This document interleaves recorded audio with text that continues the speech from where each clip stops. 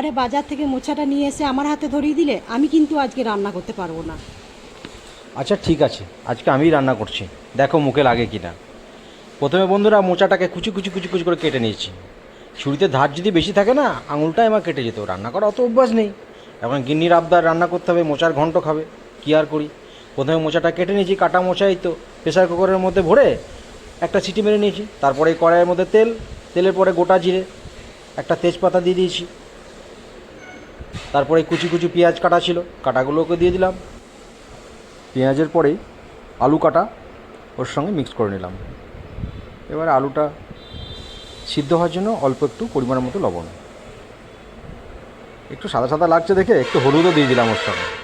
তারপর একটু নেড়ে নিলাম। তারপর টমেটো কুচিগুলো একসঙ্গে দিয়ে দিলাম, আবারও নেড়ে নিলাম। এরপরে যে মশলাগুলো মিক্সড হয়েছিল, রসুন, আদা, জিরে বাটা একসঙ্গে ওর সঙ্গে দিয়ে একটু জল দিয়ে নিলাম। তারপরেই ওই সিদ্ধ মোচাগুলো একসঙ্গে মিক্স করে খুব সুন্দরভাবে নেড়ে নিলাম। বন্ধুরা, আপনারা চ্যানেলটিকে যেখান থেকে যারা দেখছেন একটু সাবস্ক্রাইব করবেন, আর মোচার টেস্ট কেমন হয়েছে অবশ্যই জানাবেন। কি গো হলো, খুব তো বক্তৃতা দিচ্ছ। এই গিন্নি হচ্ছে হচ্ছে, দাঁড়াও না, এমন রান্না করো মুখ থেকে ছাড়বে না। ডাল বাটা তো গিন্নি করেই রেখেছিল আগে, ওই ডাল বাটা সিদ্ধর বা ডাল বাটাটা ওর সঙ্গে দিয়ে একটু নেড়ে চেড়ে নিলাম।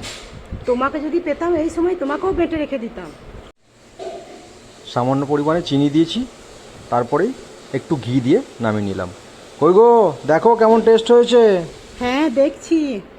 না গো সত্যিই তাই, দুর্দান্ত হয়েছে। আমার হাতে তো এরকম টেস্ট হয় না। ভালোই হলো, এবার থেকে মোচা নিয়ে এলে তুমিই রান্নাটা করবে।